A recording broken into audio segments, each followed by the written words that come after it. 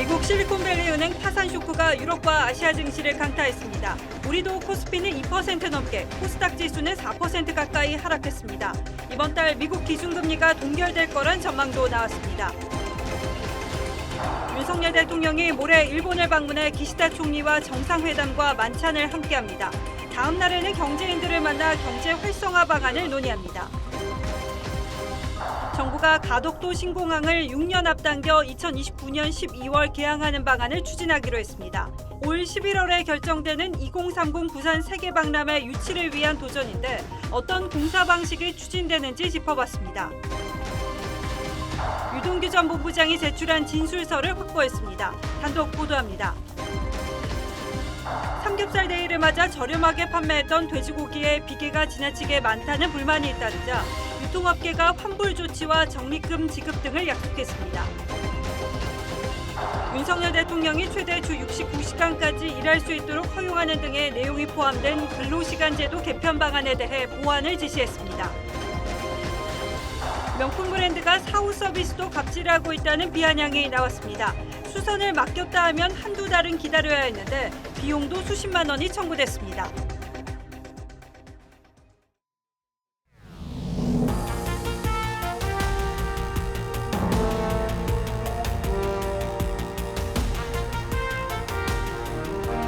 시청자 여러분 안녕하십니까? 뉴스나인의 신동욱입니다. 미국 은행 파산 후 폭풍이 하루 늦게 태평양을 건너 한국 증시를 강타했습니다. 어제는 예상외로 우리 증시가 강하게 버텨주는 모습을 보였는데 오늘 한꺼번에 무너졌습니다.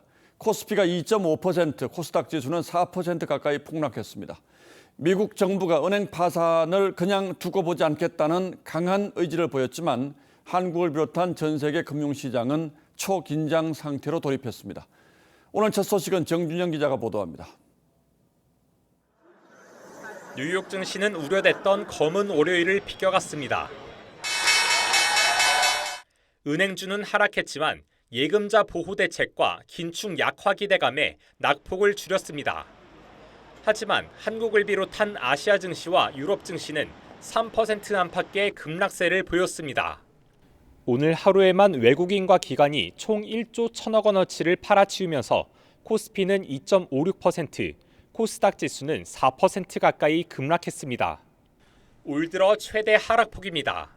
실리콘밸리 은행 사태가 미국 중소형 은행은 물론 전 세계로 번질 거란 우려에 위험 자산에서 돈을 빼놓자는 심리가 작용한 겁니다. 국내 은행주는 2에서 3%대 동반 하락했습니다. 블룸버그 통신은 실리콘밸리 은행 사태 이후 전 세계 금융회사 시가총액이 600조 원 넘게 증발했다고 추산했습니다. 은행들이 이제 그 채권에 투자를 상당히 많이 하거든요. 채권 가격 하락은 금융기관의 부실을 동반하기 때문에 이렇게 계속 하락하는 것이다. 여기에 미국 통화 정책에 큰 영향을 미치는 2월 물가지수에 대한 우려도 주가를 끌어내렸습니다. 정부는 국내 상황이 양호하다면서도 긴장을 늦추지 않고 있습니다. 세계 경제가 인플레이션을 아직 통제하지 못한 상황에서 금융 시스템 불안 요인까지 겹치면서 향후 시장 변동성이 확대될 가능성을 정부는 합동 점검 체계 24시간 가동에 들어갔습니다. TV조선 정준영입니다. 미국 정부는 조기 진화의 안간힘을 쓰고 있습니다. 바이든 대통령이 특별 연설을 통해 미국의 금융 시스템은 안전하다고 강조했습니다. 이번 사태가 시스템 위기에서 비롯된 게 아니라는 점을 제3, 제4 강조한 겁니다. 하지만 시장의 공포는 극에 달했고 실리콘밸리 은행 앞에는 오늘도 돈을 찾으려는 고객들의 긴 줄이 이어졌습니다. 변재영 기자가 취재했습니다. 실리콘밸리 은행 앞에 새벽부터 줄을 섭니다. 미 당국이 거래 정지를 풀자 묶였던 돈을 찾기 위해서입니다. To go in and get the guaranteed amount, at least. 예금을 전액 보증하겠다는 미 연방정부 발표에 한숨을 돌렸지만 접속자 폭주로 마비된 인터넷 뱅킹 대신 한시라도 빨리 돈을 빼려는 이들의 발걸음이 지점마다 이어졌습니다. But it's still early, so by 9 a.m. I'm sure it'll be fine. Everything's insured, so we're not worried. 바이든 대통령까지 나서 미국 은행 시스템은 안전하다며 시장을 안심시키면서 일단 급한 불은 껐습니다. Your deposits are safe. Let me also assure you, we will not stop at this. We'll do whatever is needed. 하지만 정부 조치에도 중소형 은행주들은 급락하는 등 줄파산 공포는 여전히 남아 있습니다. 실리콘밸리 은행이 문을 닫은 지 이틀 만에 폐쇄된 시그니처 은행의 경우 지난 10일 하루에만 10조 원이 넘는 돈이 빠져나간 것으로 알려졌습니다. 은행 파산의 책임 소재를 놓고 정치권에선 공방이 이어지고 있는 가운데 미 중앙은행 연방준비제도는 은행 감독과 규제에 문제가 없었는지를 놓고 조사에 착수했습니다. TV조선 변재영입니다. 이제 전 세계 시선은 미 연준으로 쏠리고 있습니다. 이번 사태가 너무 가파른 금리 인상 탓이란 지적이 나오면서 다음 주 회의에서 금리를 크게 올리기는 힘들 거란 전망이 힘을 얻고 있습니다. 이렇게 되면 물가가 또 걱정이죠. 송무빈 기자가 취재했습니다. 최근 미국의 물가와 고용 지표가 일제히 긴축 지속의 필요성을 가리키자 연준은 금리 인상을 예고했습니다. Getting inflation back down to 2% has a long way to go. We'd be prepared to increase the pace of rate hikes. 그런데 실리콘밸리 은행 파산 사태로 상황이 급변했습니다. 고금리에 허덕이는 중소은행들은 이제 눈덩이 부실 탓에 작은 금리 인상의 충격에도 고꾸라질 수 있습니다. few days earlier, there are a couple more dominoes that could fall. 금리 인상을 멈추면 물가를 잡기 어렵고 그렇다고 계속 올리자니 가뜩이나 불안해진 금융체계가 더 휘청일 수 있습니다. 더구나 위기 은행들의 자금 수혈을 위해 연준이 새 대출 제도까지 발표한 상황. 여기서 기준금리를 끌어올릴 경우 처방이 따로 논다는 지적을 피할 수 없습니다. 최근까지 빅스텝을 내다봤던 시장은 연준이 다음 주 FOMC에서 베이비 스텝으로 숨을 고를 거란 확률에 무게를 실었고 더 나아가 기준금리를 동결할 거란 전망까지 나왔습니다. 고물가와의 전쟁이 금융 불안정과도 싸워야 하는 복합전으로 확산되면서 미 연준은 물론 우리 금융당국의 고심도 깊어지고 있습니다. TV조선 송무빈입니다. 미국의 예금자 보호는 우리보다 훨씬 강합니다. 은행이 망해도 25만 달러, 우리 돈 3억 원 정도까지는 돌려받습니다. 우리와는 차이가 크죠. 미국과 우리나라 예금자 보호 제도에 어떤 차이가 있는지 따져보겠습니다. 자, 홍영 기자, 우리도 예금자 보호법이 있죠? 네, 1995년에 만들어졌는데요. 금융회사가 보험을 들면 영업정지나 파산으로 고객 예금을 돌려주지 못할 경우 이 예금보험공사가 대신 지급합니다. 현재 5천만 원까지 보호받습니다. 은행과 증권, 보험, 종금사, 저축은행이 대상이고 외국계 은행, 국내 지점도 포함됩니다. 하지만 농협, 신협, 새마을금고 같은 이 신용협동기구는 예금보험공사가 아니라 중앙회나 연합회에서 받아야 합니다. 예, 5천만 원까지는 돌려받는다는데 그렇다면 은행에 맡긴 돈은 예외 없이 다 보호가 됩니까? 은행에 맡겼다고 무조건 다 보호받는 것은 아니고요. 예금 적금이나 예탁금 같은 원금 보장 상품만 적용됩니다. 주택 청약 저축이나 펀드, 파생 상품 같은 수익증권, 또 후순위 채권 등은 대상이 아닙니다. 또 통장이 다르거나 거래 지점이 다르더라도 같은 은행이면 다 합쳐서 5천만 원까지입니다. 이 다 보호받으려면 은행별로 5천만 원씩 쪼개서 넣는 수밖에 없습니다. 예, 요즘 물가 수준을 고려하면 5천만 원은 상당히 부족한 것 같은데 이 한도는 언제 만들어진 거죠? 예, 사실 꽤 오래됐습니다. 1997년 말 외환위기 이후 한때 전액 보장해줬다가 도덕적 해이 문제로 2001년부터는 원금과 이자를 합해 5천만 원으로 제한됐고 지금까지 23년째 그대로입니다. 미국은 우리보다 훨씬 크죠? 네, 맞습니다. 미국이 3억 3천만 원 정도, 영국은 1억 4천만 원이고 일본과 캐나다도 1억 원 가까이 됩니다. 1인당 국내 총생산과 비교해봐도 미국은 3배, 영국, 일본은 2배가 넘는데 우리는 1.2배 정도입니다. 2001년 당시보다 1인당 GDP는 3배로 늘었고 물가도 많이 올랐는데요. 이 예금 보호 한도는 너무 낮다는 지적이 나옵니다. 사실 1억 정도 얘기 나와도 충분히 틀릴 건 아니라고 봐요. 실질적으로 만약에 문제가 생겼을 때 그런 자금을 지원받을 수 있는 보험이라든가 시스템적인 안전자산에 대한 투자 비중을 더 늘려야 됩니다. 예, 그렇다면 법을 고쳐야죠? 네, 여야 모두 법안을 냈습니다. 둘 다 1억 원 이상으로 올리되 업종별로 차등을 두자는 내용입니다. 똑같이 올려버리면 상대적으로 위험도가 높고 이자를 더 많이 주는 저축은행 같은 곳으로 돈이 쏠릴 수 있어서입니다. 다만 이 예금보험 한도를 올리면 금융사가 내는 보험료가 오를 거고 이 부담을 금융사들이 대출금리를 올리거나 예금금리를 깎는 식으로 소비자에게 떠넘길 거라는 우려가 나옵니다. 결국 예금 부자들만 좋은 게 아니냐는 겁니다. 금융위도 이런 이유로 신중한 입장입니다. 예, 물론 은행이 망하는 일이 일어나면 결코 안 되겠습니다만 우리도 이제 이렇게 경제력이 커졌으니까 거기에 걸맞게 예금자 보호도 좀 강화할 때가 된 것 같습니다. 홍영 기자 잘 들었습니다.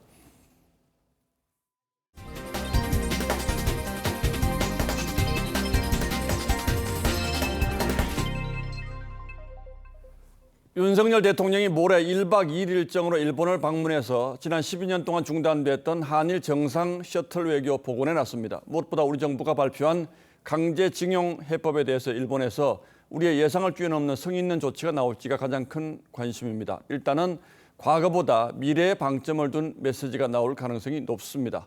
일본에서는 윤 대통령이 좋아하는 음식점까지 섭외하면서 공을 들이고 있다고 합니다. 먼저 이번 순방 일정부터 살펴보겠습니다. 황선영 기자입니다. 16일 일본을 찾는 윤석열 대통령은 첫날 오후 기시다 총리와의 정상회담 이후 공동 기자회견과 만찬을 합니다. 2011년 말 이명박 대통령과 노다 총리의 셔틀 회담 이후 끊겼던 정상 방문 외교가 12년 만에 재개되는 겁니다. 한일 양국의 공동 이익과 미래 발전에 부합하는 방안을 모색해온 결과입니다. 회담에선 일본의 반도체 소재 수출 금지와 한일 군사정보 보호협정 지소미아 복원을 포함한 양국 관계 정상화 방안들이 논의될 예정입니다. 악순환의 고리를 끊고 양국 간에 본격적으로 교류할 수 있는 여건을 다시 정비하는. 특히 이번 정상 만찬은 이례적으로 2차례 예정됐는데 요미우리 신문은 오므라이스를 좋아하는 윤 대통령의 취향을 고려해 128년 된 한 경양식집이 2차 만찬 장소로 정해졌다고 보도했습니다. 상호 간의 개인적 신뢰를 돈독히 다지면서 양국 관계 발전 의지를 서로 다짐하는. 윤 대통령이 참석 예정인 이튿날 한일 경제인 행사에선 강제징용 해법에 대한 일본 측의 호응 조치가 발표될 것으로 보입니다. 전경련과 게이단렌이 주축이 돼 조성하는 미래 청년기금에 전범 기업인 미쓰비시 중공업과 일본제철이 참여할 가능성도 거론됩니다. 윤 대통령은 마지막 일정으로 게이오대를 찾아 미래 한일 관계를 주제로 강연할 예정입니다. 대통령실은 일본 측에 성의 있는 조치가 나올 경우 강제징용 해법에 부정적인 여론이 수그러들 것으로 조심스럽게 기대하고 있습니다. TV조선 황선영입니다. 자, 이런 상황에서 5년 만에 부활한 한미연합 실기동훈련 전사의 방패에 반발하는 북한의 무력 도발이 계속되고 있습니다. 오늘은 이달 말 미 항공모함과 우리 해군의 연합훈련이 예정된 동해 한가운데를 겨냥해 단거리 탄도미사일을 발사했는데 군 당국은 발사 장소에 주목하고 있습니다. 이번에 북한이 미사일을 발사한 곳이 어떤 곳인지 윤동빈 기자가 그 의미까지 자세히 분석했습니다.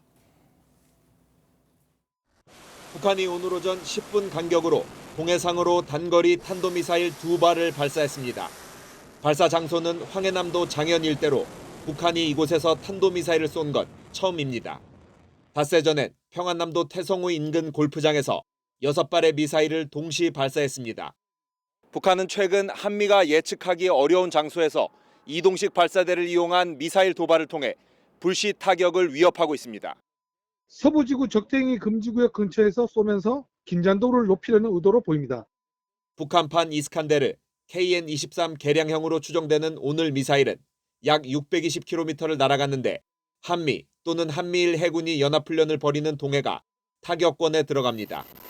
이달 말 한미 연합훈련을 위해 한반도 해역에 들어올 예정인 미 항공모함 니미츠를 겨냥한 거란 분석이 나옵니다. 북한이 미사일 발사 등의 도발로 FS 연습을 방해하려 하더라도 한미 동맹은 연습과 훈련을 정상적으로 잘. 발사 당시 탄도미사일 감시에 특화된 미 정찰기 코브라볼이 동해에서 작전 중이어서 발사 움직임을 사전에 감지했을 가능성도 있습니다. TV조선 윤동빈입니다. 정부는 현재 주 52시간으로 묶여있는 근로시간을 최대 69시간까지 늘리고 대신 관리 단위를 월이나 연 단위로 확대해서 탄력적인 근무가 가능하게 법 개정을 추진 중입니다. 그런데 오늘 대통령이 한 발 물러서서 보완할 점이 있다면 보완하라고 지시했습니다. 이 개편안에 대해서 각계 근로자들, 특히 MZ세대들 중심으로 부정적 여론이 적지 않다는 보고를 받았다는 겁니다. 관련해서 정부가 충분한 검토 없이 서리건 정책을 발표한 것 아니냐는 비판이 나오자 한덕수 총리가 직접 나서 정책의 큰 방향이 바뀐 건 아니라고 해명하는 일도 일어났습니다. 홍현주 기자가 더 자세히 설명하겠습니다. 윤석열 대통령은 오전 참모회의에서 고용노동부가 입법 예고한 노동법 개정안의 보완을 지시했습니다. 근로자, 특히 MZ세대의 의견을 면밀히 청취해 반영하라고 했습니다. 우리 정부가 추진하는 노동개혁은 노동자에게 공정하고 정당한 보상체계를 윤석열 정부가 노동개혁의 중심 세력으로 보고 있는 MZ세대 새로 고침 노조의 반대 의견까지 수렴하려는 의지로 보입니다. 사용자 측에서 이 제도를 악용을 했을 때 노동자를 보호할 수 있는 제도라든가 그런 게 없어요, 지금. 그렇기 때문에 원안적으로 저희가 반대를 낸 겁니다. 대통령실 고위 관계자는 정부가 근로시간 확대를 장려하는 것처럼 인식돼 보완이 필요하다고 판단한 것이라며 정책 방향이 바뀐 건 아니라고 설명했습니다. 다만 회의 직후 김은혜 홍보수석은 윤 대통령이 법안 추진 재검토를 지시했다는 서면 브리핑을 했는데 이후 정책의 전면 수정 가능성까지 거론되며 혼선이 빚어지기도 했습니다. 대통령실은 입법을 보완하라는 취지였다며 재차 입장을 냈고 한덕수 총리도 윤 대통령과 직접 통화했다며 법안의 원점 재검토는 아니라고 했습니다. 정부로서는 제가 분명히 말씀드리지만 그 큰 프레임, 그거는 변화가 없습니다. 국민의힘은 오는 16일 MZ세대 노조가 참여하는 토론회를 열고 입법 예고 기간 소통을 강화하겠다고 했습니다. TV조선 홍현주입니다.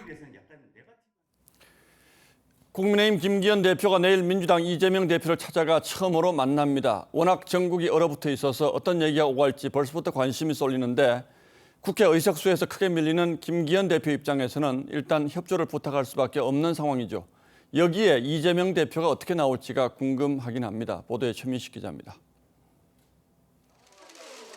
여야 대표의 첫 회동은 지난 10일 김기현 대표의 제안으로 조율이 시작됐습니다. 내일 10시 반에 아마 두 분이 면담을 같이 하시는 것으로 저는 그렇게 지금 알고 있습니다. 새로 당선이 되셨으니까 그쪽을 예방하는 형태로. 김 대표는 민생을 위한 협치가 무엇보다 중요한 시점이라는 걸 다시 강조할 계획입니다. 이재명 대표께서 민생 챙기기에 협조하겠다는 큰 틀의 방향성을 공감해 주셔서 감사드리고 있고요. 일 잘하기 경쟁하자. 두 사람은 지난 대선 기간 거친 말로 충돌하기도 했습니다. 김기현 원내대표에게는 원고 파직에 더해서 저기 남극 지점에 위리 안치를 명하도록 합니다. 폭군의 행태, 그 성정을 그대로 벌써 드러내고 있다. 먼저 인성과 개념부터 챙기셔야 될 것 같습니다. 윤석열 대통령은 어제 지도부와의 만찬 자리에서 당이 국민을 잘 설득하면 야당의 반대를 극복할 수 있다고 강조했습니다. 사례로 K칩스법을 꼽았습니다. K칩스법은 반도체와 같은 첨단 전략 산업에 투자를 하면 세액 공제율을 높이는 내용입니다. 민주당은 당초 대기업 특혜 법안이라며 반대했지만 반도체 산업이 위기라는 여론이 거세지자 3월 국회 처리에 합의했습니다. 윤 대통령은 또 당정 소통을 위해 김 대표와 한 달에 2번 만나기로 했습니다. TV조선 최민석입니다. 민주당 내에선 지난 체포동의안 표결 이후에 나왔던 이재명 대표 사퇴론이 가라앉지 않고 있습니다. 오늘 비명계를 중심으로 대선 패배 이후 지난 1년을 평가하는 토론회가 열렸는데 여기서도 이 대표 거취 문제가 나왔다고 합니다. 하지만 이 대표는 당원들과의 온라인 대화에서 사퇴할 뜻이 없음을 분명히 했습니다. 권은영 기자가 취재했습니다.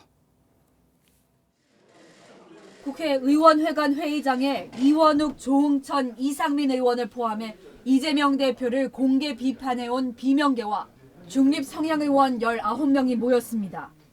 정치가 양극화돼 있어서 정치 본연의 역할을 못하고 있는 것 때문이다. 이게 이제 주요한 메시지였습니다.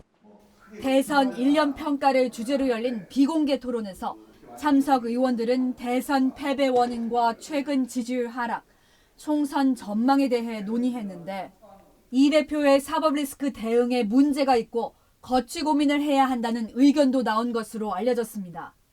선배 대표들은 당이 누란의 위기에 처했을 때는 선당우사하는 정신으로 다 자신을 먼저 버렸죠. 하지만 같은 시간 이 대표는 당원을 대상으로 한 SNS 온라인 대화 행사에서 사퇴할 뜻이 없다는 점을 분명히 했습니다. 저는 지금 당을 책임지고 있는 사람이거든요. 최대한 균열 갈등을 줄이고 또 내년 총선. 그러면서 문자폭탄 같은 비명계 의원들을 향한 공격을 자제해 달라면서도 이 공격의 상당수는 여권 지지층의 야권 분열 공작이라고 두둔했습니다. 공작조라고 하는 거 있잖아요. 세탁을 해가지고 이제 우리 편인 척하면서 내부에서 갈등을 일으키는 거예요. 그래서 이런 경우가 사실 그게 이제 국정원 댓글 사건. TV조선 권은영입니다. 정부가 부산 가덕도 신공항을 2029년 12월 개항하는 방안을 추진하기로 했습니다. 당초 계획보다 6년을 앞당기는 건데요. 정부가 2029년 말을 개항 목표로 정한 건 올해 11월에 2030년 국제엑스포 최종 개최지가 결정되는 만큼 2030 부산 국제엑스포 유치에 대한 염원을 드러낸 것이기도 합니다. 이 6년이라는 시간을 단축해야 하는 입장에서는 앞으로 넘어야 할 산이 적지 않습니다. 어떤 공사 방법이 추진되는지, 안전에는 문제가 없는지 백대호 기자가 취재했습니다. 당초 2035년 6월 완공 예정이던 가덕신공항 개항 시기가 6년 빨라집니다. 부산 유치를 추진 중인 2030년 엑스포 일정에 맞춰 2029년 말까지 완공하겠다는 겁니다. 본격적인 공사가 내년 말부터 시작되는 만큼 실제 공사 기간은 5년인 셈입니다. 2030년 부산 세계 엑스포 유치를 지원하기 위한 조기 착공, 적기 개항 방안 등을 공사 기간을 줄이기 위해 공법도 전면 수정합니다. 100% 해상 매립에서 육상과 해상에 걸쳐 짓는 매립식 공법으로 추진하겠다는 겁니다. 전부 해상에 배치하면 매립량이 2억 1천만 제곱미터지만 육상에 터미널을 배치하면 매립량이 절반 이하로 줄어듭니다. 매립량을 감소하고 육상 절치부의 여객 터미널 공사를 조기에 추진하여 27개월의 공사기간 단축이 조기 개항을 목표로 한 만큼 정부로선 세계적으로 안정성을 인정받는 공항을 유례없이 빠른 속도로 지어야 하는 과제를 안게 됐습니다. 하지만 가덕도 주변 해역의 수심이 깊고 지반이 약해 매립식 공법 시 활주로 손상에 따른 안전사고가 발생할 수 있다는 우려도 나옵니다. 두 마리 토끼를 잡을 수 있겠느냐, 안전과 공기, 양립할 수 있느냐에 이에 대해 정부는 검토 결과 항공기 운항 안전에 문제가 없을 걸로 보고 있다고 밝혔습니다. 일각에선 토지 보상이나 부지 조성 과정에서 돌발 변수가 생길 경우 2030년을 넘길 수 있다는 전망도 나옵니다. TV조선 백대호입니다. 지난 주말 한국타이어 대전 공장에서 벌어진 화재로 축구장 12개 면적이 잿더미로 변했습니다. 합동 감식반이 원인 조사에 들어갔는데 공장 내부로 진입조차 하지 못했습니다. 천장이 무너져 내리면서 바닥에 깔린 잔해물을 걷어낼 수도 없는 건데요. 이 현장은 마치 폭격을 맞은 듯 처참한 모습입니다. 김다루 기자가 보도합니다. 불에 탄 공장 내부는 말 그대로 처참한 모습입니다. 건물 골조는 앙상하게 뼈대만 남아있고 외벽은 온통 시커멓게 그을렸습니다. 치솟은 불길에 천장에는 구멍이 뻥 뚫렸습니다. 불을 끄기 위해 뿌린 물이 바닥으로 뚝뚝 떨어집니다. 불에 탄 각종 구조물들은 여기저기 어지럽게 나뒹굽니다. 소방당국은 건물 잔해를 들추며 이틀째 잔불을 정리하고 있습니다. 불은 제2공장 성형 압출 기계에서 처음 시작된 것으로 추정됩니다. 기계 아래쪽에는 타이어 완제품을 만들기 위한 스팀 배관과 오일 배관 등이 설치돼 있습니다. 합동 감식반이 발화 추정 지점 접근을 시도했지만 붕괴된 건물 잔해 때문에 진입조차 못했습니다. 대신 1공장에 있는 똑같은 공정만 조사했습니다. 예, 현재까지는 없습니다. 최초 지하에서 연기가 올라왔다 이렇게 해가지고 그쪽 부분은 지금 눈으로 확인할 수 없는 상태. 합동감식반은 불에 탄 공장 잔해물을 걷어내는 대로 최초 발화 지점이 정확히 어디인지에 대해 초점을 두고 화재 원인 조사에 들어갈 예정입니다. TV조선 김다로입니다. 오늘 이재명 대표 측근인 김용전 부원장의 재판이 열려서 유동규 전 본부장과 공방을 벌였는데요. 앞서 대장동 팀이 이재명 대표 측에 건넸다는 정치자금 윤곽이 드러난 건 이 전달책을 맡은 유 전 본부장의 진술이 결정적이었습니다. 저희 취재팀이 자금 전달 경위가 담긴 유 전 본부장 자필 진술서를 확보했습니다. 이 진술서에는 김용전 부원장이 돈을 받을 때마다 고맙다고 말한 내용이 담겼습니다. 조성호 기자의 단독 보도입니다. 유동규 전 본부장이 자필 진술서를 작성한 시점은 지난해 10월 8일입니다. 검찰에 낸 A4 용지 한 장 분량 진술서엔 유 씨의 서명과 함께 대선 자금 모금 경위와 전달 경로가 상세히 적혀 있습니다. 유 씨는 이재명 대표 최측근인 김용 전 부원장이 대선 캠프 조직 관리에 돈이 든다며 자금 10억 정도를 준비해달라고 요구를 했다고 썼습니다. 유 씨는 대장동 팀 남욱 변호사에게 안양 박달동 사업 편의를 봐주는 조건으로 돈을 마련해달라고 부탁했고 남 변호사로부터 현금 7억에서 8억 원을 받아 서너 번에 나눠 김 전 부원장에게 전달했다고 주장했습니다. 김 전 부원장이 유 씨에게 돈을 받을 때마다 감사하다, 고맙다고 말했다는 내용도 진술서에 담겼습니다. 검사에겐 더 구체적으로 진술했습니다. 유 씨가 얼마가 필요하냐고 묻자 김 전 부원장은 빠른 시일 내에 10개, 추가로 10개라며 총 20억 원을 요구했다는 겁니다. 김 전 부원장 측은 재판에 나와 유 씨가 검찰 회유로 진술을 바꿨다고 주장했습니다. 유동규 씨가 진술을 번복하고 허위사실 얘기하게 된 경위가 검찰의 과도한 면담 시간하고 관계 있는 것 아니냐.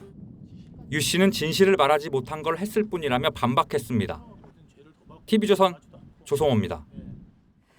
이 얼마 전 3월 3일 삼겹살데이에 대형마트 등 유통업체가 돼지고기를 반값에 파는 할인 행사를 했죠. 이 고물가에 허덕이던 소비자는 환호했는데 막상 고기를 받아보니까 비계가 너무 많아서 먹을 수 있는 수준이 아니었습니다. 유통업계가 뒤늦게 환불 조치 등을 내놓으며 소비자 달래기에 나섰습니다. 윤재민 기자입니다. 한 대형마트의 온라인 쇼핑몰에 올라온 후기입니다. 반값 행사라 삼겹살을 샀는데 거의 비계만 있다는 내용입니다. 구매자가 삼겹살에 비계를 떼보자 먹을 수 있는 살점은 거의 남아있지 않습니다. 지난 3일 삼겹살 데이를 맞아 유통업계가 돼지고기를 최대 절반까지 싸게 팔면서 소비자들이 몰렸는데 일부 제품에서 비계가 너무 많다는 소비자 불만이 터져나온 겁니다. 비계만 이렇게 많이 구성되어 있는 그런 돼지고기를 어떻게 먹어야 될지도 모르겠고 그리고 돈 낭비를 했다는 생각이 들어서 굉장히 기분이. 온라인 커뮤니티 등에 비계 삼겹살 인증 사진 등이 잇따라 올라오며 비판이 계속되자 유통업체들이 문제가 된 삼겹살을 교환해주거나 환불해주기 시작했습니다. 한 업체는 1차적으로 품질 검수를 했지만 반값 행사로 물량 자체가 많아 검수가 어려웠다며 앞으로 삼겹살에 지방이 지나치게 많은 제품을 걸러내는 절차를 강화하겠다고 밝혔습니다. 품질 검수나 이런 이제 그런 클레임 부분에 대해서 충분하게 했고요. 이런 다시 재발 방지 약속이나 이런 것들을 받았고. 또 다른 온라인 쇼핑몰도 삼겹살에 대한 전수조사를 실시하고 해당 고객에게 적립금 5천 원을 지급했습니다. 일부 업체의 눈속임 형태가 고물가에 지친 소비자들의 시름만 더했습니다. TV조선 윤재민입니다.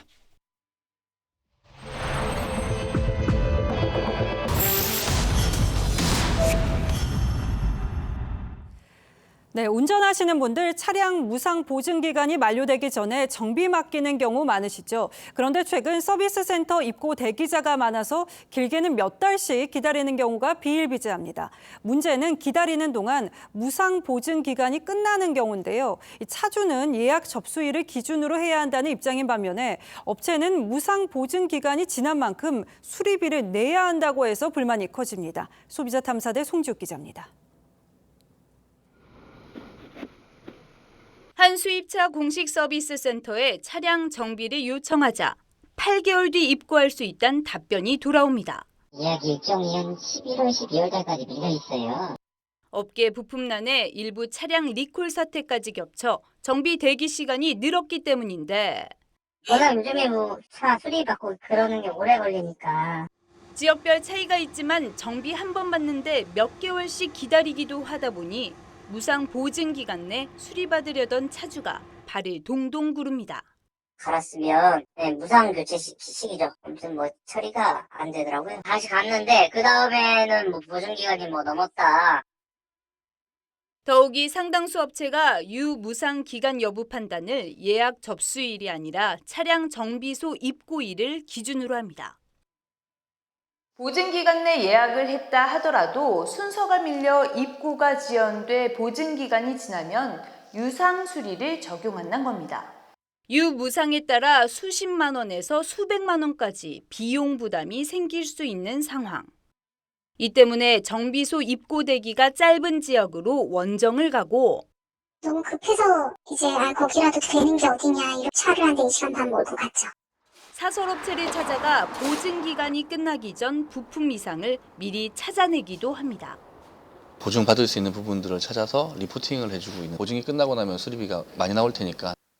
미국 등 선진국에선 정비소 사정 등으로 입고가 지연되면 예약일 기준으로 무상 기간을 적용합니다.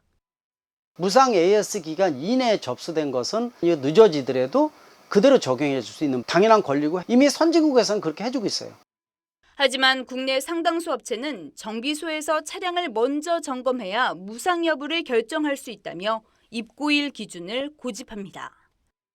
진단 작업만 간단하게 진행을 해서 이제 차량 관련 데이터를 확보해 놓고 차량 업체들이 설비 부족으로 발생하는 문제를 소비자의 부담으로 떠넘기는 건 아닌지. 소비자 탐사대 송지욱입니다. 정부가 청년층 주거생활 안정을 위해서 비교적 싼 금리로 사회 초년생에게 전세 대출을 지원하고 있는데요. 이를 악용해서 청년을 속여서 이 대출금 17억 원을 받아챙긴 일당이 적발됐습니다. 범죄에 연루된 청년들은 신용 불량자로 전락했습니다. 김승동 기자가 취재했습니다. 수원의 한 빌라입니다. 같은 호수에 전세 계약자가 2명이나 됩니다. 29살 A씨가 지난해 20대 취업준비생 B씨 명의로 허위 임대차 계약을 체결했기 때문입니다. A씨는 인터넷 대출 광고를 보고 연락해온 이들에게 서류를 넘겨받아 허위로 전세 계약을 체결하고 청년 전월세 보증금 대출을 받았습니다. 주로 급전이 필요했던 청년들을 범행 대상으로 삼았습니다. 비상금 대출 개념으로 얘기를 해서 그렇게 몇천일 줄은 꿈에도 몰랐고. 청년 전월세 보증금 대출은 한국주택금융공사에서 보증하고 금융기관에서 1억 원까지 대출해주는 상품입니다.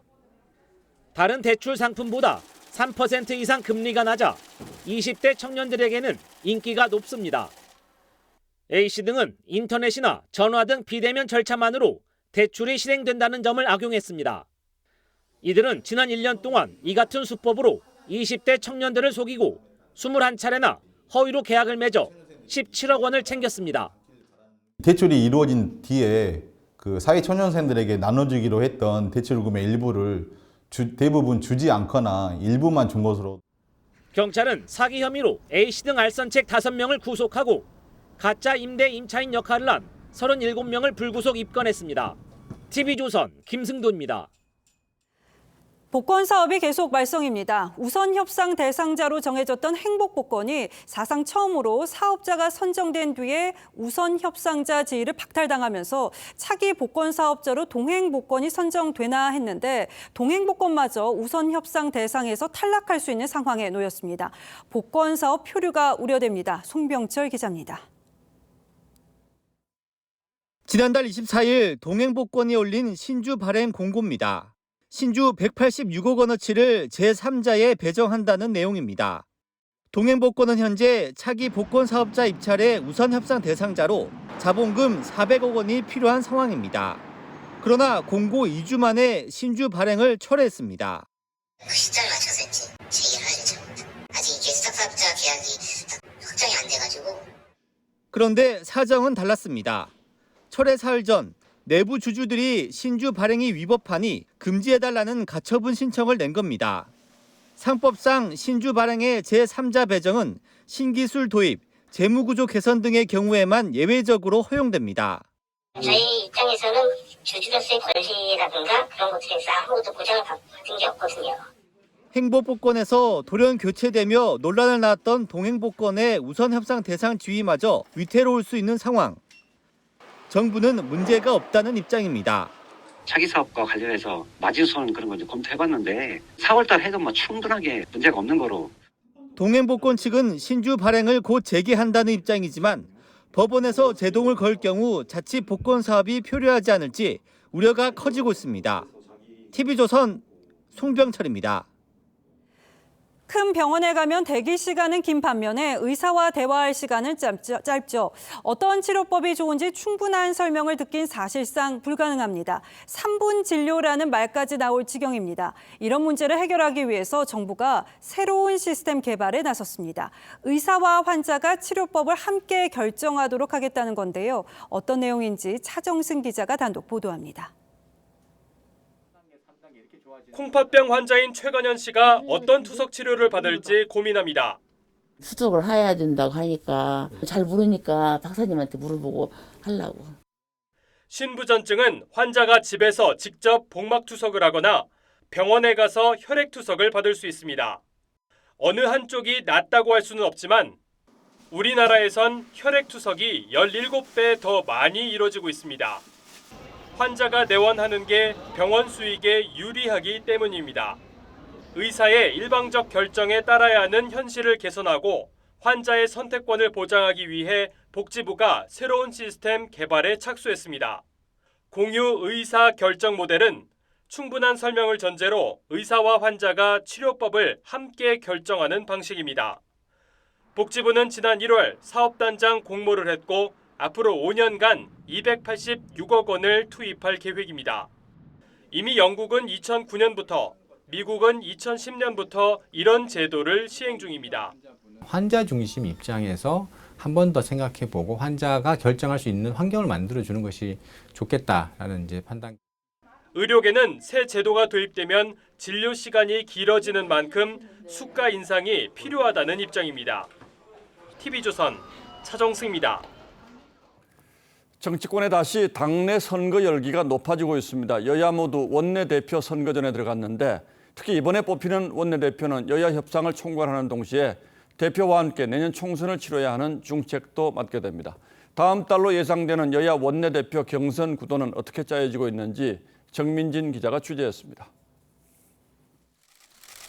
국민의힘은 권선동 원내대표의 잔여 임기를 막기로 한 주호영 원내대표의 사퇴 시점이 관심입니다.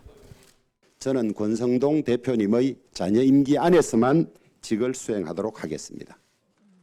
이 약속대로면 4월 8일 전에 물러나야 하는데 주 원내대표 주변에선 4월 말에 경선을 하는 야당과 임기를 맞추는 것도 고려해야 한다는 의견이 나옵니다.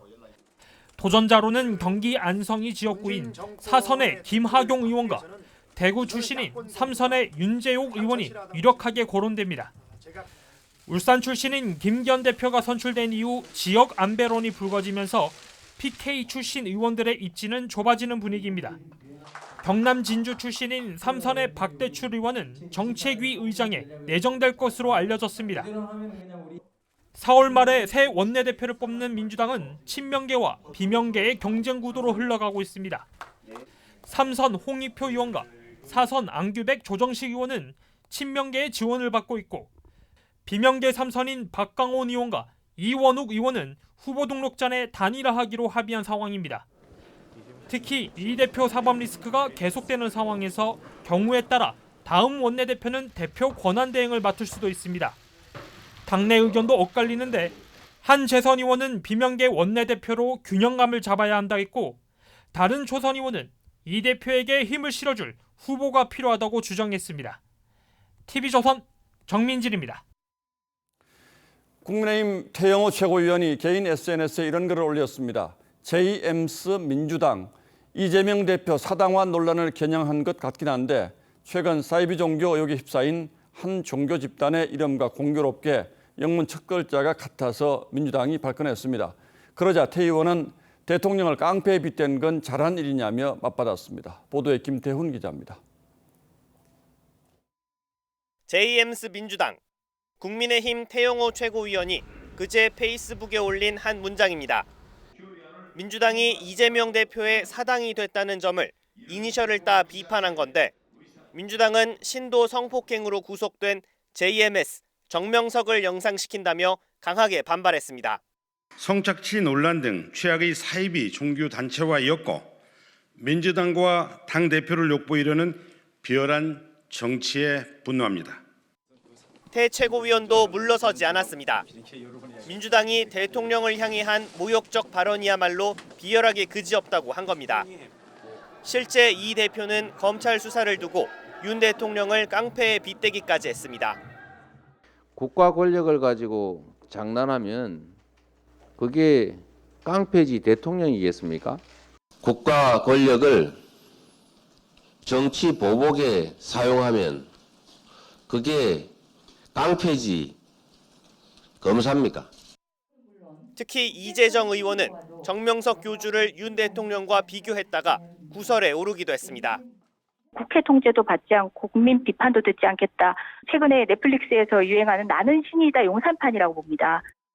태 최고위원은 돼지 눈에는 돼지만 보이고 부처의 눈에는 부처만 보인다며 이 대표와 민주당을 함께 비판했습니다. TV조선 김태훈입니다. 일부 해외 명품 브랜드는 없어서 못 판다는 말이 나올 정도로 인기가 높죠. 일단 가격 인상에 소비자가 봉이냐는 말도 나왔었는데 이 가격은 천정부지로 올리면서도 사후 서비스는 나몰라라인 곳이 많았습니다. 수선을 맡겼다 하면 한두 달은 기다려야 했는데요. 비용도 수십만 원이 청구됐습니다. 장윤정 기자입니다. 한 명품 커뮤니티에 올라온 글입니다. 명품 가방끈의 일부가 벗겨져 매장에 수선을 요청했는데 처음엔 32만 원이 든다더니 며칠 만에 40만 원을 요구했던 겁니다. 수선을 맡기려면 3-4시간 넘게 매장 밖에서 대기도 해야 합니다. 수선을 맡기려고 보면 굉장히 번거로움이 많더라고요.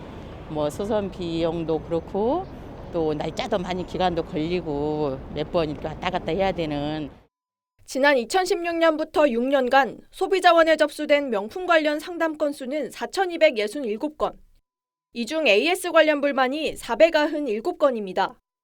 수선비가 터무니없이 비싸거나 몇 달씩 기다리는 사례가 가장 많았습니다. 시간과 비용 부담에 울며 겨자 먹기로 사설 수선업체를 찾기도 합니다.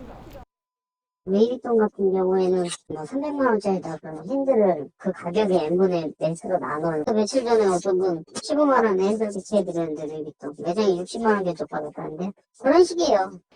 국내에서 매년 수천억 원의 영업이익을 올리면서도 팔고 나면 그만이라는 식으로 대응하고 있는 겁니다. 오픈런을 계속하고 뭐 이러한 그 기업의 행태가 계속 진행되도록 이렇게 놔두는 거는 시장이 바람직하게 작동하기 위해서 나름대로 필요한 역할은 해야 되거든요. 해외 명품 브랜드들이 사후 서비스, AS도 명품이라는 이름에 걸맞게 끌어올려야 한다는 지적이 나옵니다. TV조선 장윤정입니다. 미국과 멕시코 접경 지역에서 갑자기 몰려든 이주민이 국경을 넘으려고 시도하면서 당국과 충돌이 벌어졌습니다. 이 SNS에 미국으로 가는 다리가 열린다는 유언비어가 확산하면서 빚어진 소동이었습니다. 유주영 기자입니다.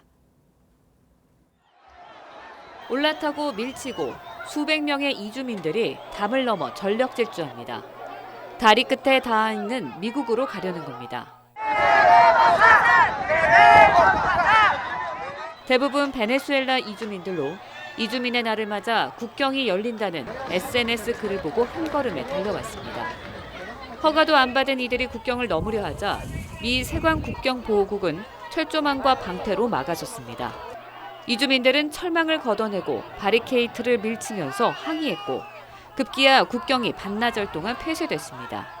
Nos van a encerrar aquí. No dejemos que lo encierren. Nos van a encerrar. Nos van a encerrar. Nos vamos a matar pachula a todos. Vamos a darle a la locura para adentro. 바이든 정부가 망명 신청을 간소화하는 앱을 만들었는데 몇 달째 먹통 상태여서 이주민 대부분은 국경 주변에서 하염없이 노숙 생활을 이어왔습니다.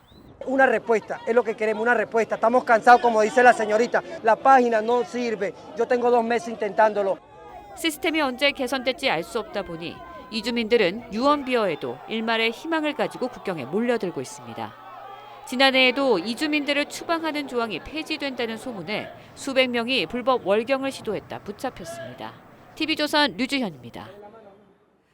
보통 오케스트라 단원은 의자에 앉아 연주하죠. 이 단원들이 무대를 거닐면서 연기하고 연주해서 눈길을 끌었는데요. 자연의 경고를 담은 소리를 전했습니다. 이루라 기자가 소개합니다. 세종 솔로이스트의 지난 뉴욕 공연 리허설 무대. 감독의 큐 사인이 떨어지자 단원들이 바닥에 눕혀진 악보 보면대 사이를 거닐며 연주를 시작합니다. 이따금 발을 쾅쾅 거리고 앞뒤로 몸을 움직이는 등 클래식 무대에선 볼 수 없는 연주자들의 파격이 이어집니다. 아시아 최초로 서울에서 선보이는 오버스토리 서곡 무대. 나무들의 거대 소통 네트워크를 발견하고도 이를 무시하는 인간이 결국 자연과 화합한다는 내용의 퓰리처상 원작을 바탕으로 합니다. 세계적 소프라노 조이스 디도나토와 MIT 토드 마코보 교수의 협연으로 화제가 되기도 했습니다. The musicians are an orchestra, but they're also like a forest. The musicians moved actually really beautifully.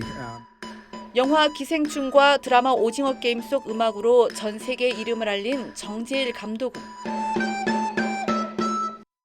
자연의 경고를 담은 피아노 클래식 리슨으로 돌아왔습니다.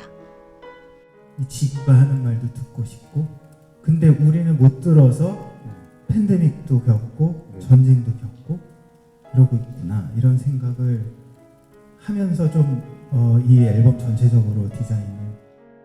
클래식이 시대의 화두와 파격을 동시에 무대 위로 끌어올리고 있습니다. TV조선 이루라입니다. 1라운드에서 탈락한 WBC 야구 대표팀이 귀국했습니다. 이강철 감독은 선수가 아닌 자신을 비난해달라고 했는데 투수 운영 논란에 대해서는 날선 반응을 보였습니다. 이다솜 기자입니다. 무거운 표정의 이강철 감독이 인천공항 입국장에 들어섭니다. 죄송합니다. 네. 죄송하다는 말씀밖에 없네요. 3회 연속 WBC 1라운드 탈락은 그야말로 도쿄 참사였습니다. 벤치의 계산부터 완벽하게 실패했습니다. 8강에 진출하기 위해선 첫 상대 호주를 반드시 잡아야 했지만 좀 여유 있게 이기면 저희가 투수들을 최대한 세이브를 해서 그 다음 경기에 일본전에 좀 올인을 하려고. 다음 일본전을 의식한 듯한 안일한 투수 운영은 결국 7대8 충격적인 패배로 이어졌습니다. 일본전은 더 처참했습니다. 투수 10명이 등판해 9개의 4사구를 내주며 간신히 콜드게임을 면했습니다. KBO 리그를 대표하는 선발 투수 10명이 엔트리에 있었지만 한 경기를 믿고 맡길 에이스 1명이 없었습니다. 4경기를 마친 한국의 평균 자책점은 동호회 야구로 불렸던 체코와 비슷한 수준이었습니다. 여기에 일부 선수들의 잦은 등판은 혹사 논란을 일으켰지만 이강철 감독은 투수 운영 비판에 대해선 날선 반응을 보였습니다. 한국 시리즈 할 때 투수 몇 명 쓰는가 좀 알아보시고 막 할 말 좀 했으면 좋겠습니다. 선수들은 흔한 귀국 소감조차 없이 쓸쓸하게 공항을 빠져나가며 WBC 일정을 마쳤습니다. TV조선 이다솜입니다.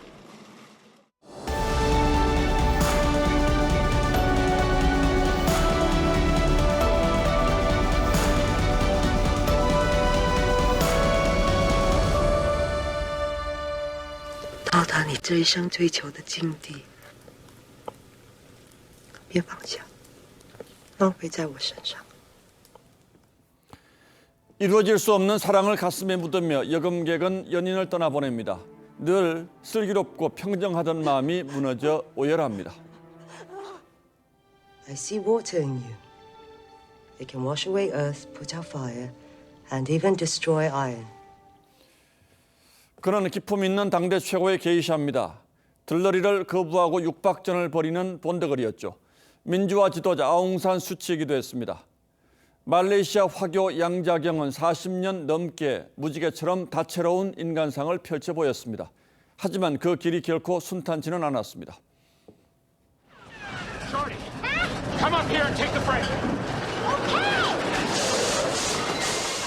아역 배우 키 호익화는 4살 때 부모를 따라 베트남을 탈출했던 보트피플입니다.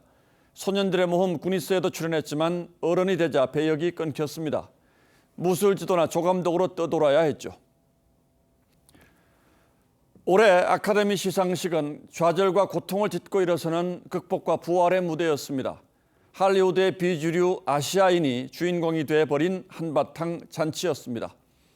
60살 양자경은 아시아 배우 처음으로 여우주연상을 거머쥐고서 기쁨을 토해냈습니다. 하지만 앞서 이렇게 고백했죠. 할리우드에 왔을 때 꿈이 실현될 줄 알았지만 너는 소수자야라는 말을 들으며 힘겨운 투쟁이 시작됐다고. 키 호익화는 나무조연 트로피를 들어올리며 눈물을 흘렸습니다. 보트에서 시작된 내 여정이 여기까지 온 것이야말로 아메리칸 드림이라고 했습니다. 영화 에브리띵은 작품상을 비롯한 7개 주요 부분을 쓸어 담았습니다. 친구와 함께 놀랍도록 기발하고 유쾌한 영화를 쓰고 연출한 데니얼 콴 감독도 홍콩 이민 2세입니다. 나무주연상은 미라 시리즈로 난리적은 브랜든 프레이저에게 돌아갔습니다. 그 역시 아픔과 곡절을 겪으며 20년 침체에 빠졌다가 인간 승리를 구현했습니다. 할리우드의 물결이 아시아로 흐르도록 물꼬를 튼 건 다시덧 봉준호 감독의 기생충이었습니다. 윤여정 씨가 여우조연상으로 또 한 획을 그었죠. 양자경도 먼저 이 자리에 선 분께 감사한다며 경의를 표했습니다. 이날 수상 소감에는 어머니의 헌신과 희생에 바치는 찬사가 유난히 많았습니다.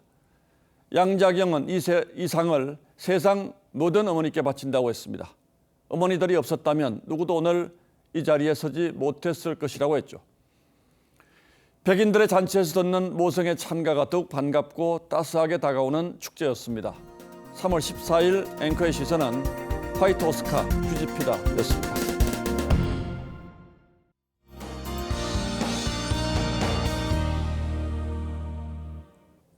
건조한 봄 날씨가 이어지고 있습니다. 연중 화재가 가장 많이 발생하는 계절이 봄이라고 하는데요. 내일은 바람도 강하게 불기 때문에 불조심에 더 각별히 신경 쓰셔야겠습니다. 경기 북동부와 강원 영서 북부 지역에는 비가 오겠습니다. 5mm도 되지 않는 양이기 때문에 건조한 건 여전하겠습니다. 또 봄이 깊어가면서 일교차는 더 커지겠는데요. 충주는 1도에서 시작해 18도까지 오르겠고요. 대구는 아침 기온이 6도, 낮 기온은 22도가 되겠습니다. 아직은 외투가 꼭 필요하겠습니다. 당분간 일교차는 10도 이상 크게 벌어지겠고요. 대기는 점차 메말라가겠습니다. 날씨였습니다. 3월 14일 화요일 뉴스9는 여기서 모두 마치겠습니다. 시청해주신 여러분 고맙습니다.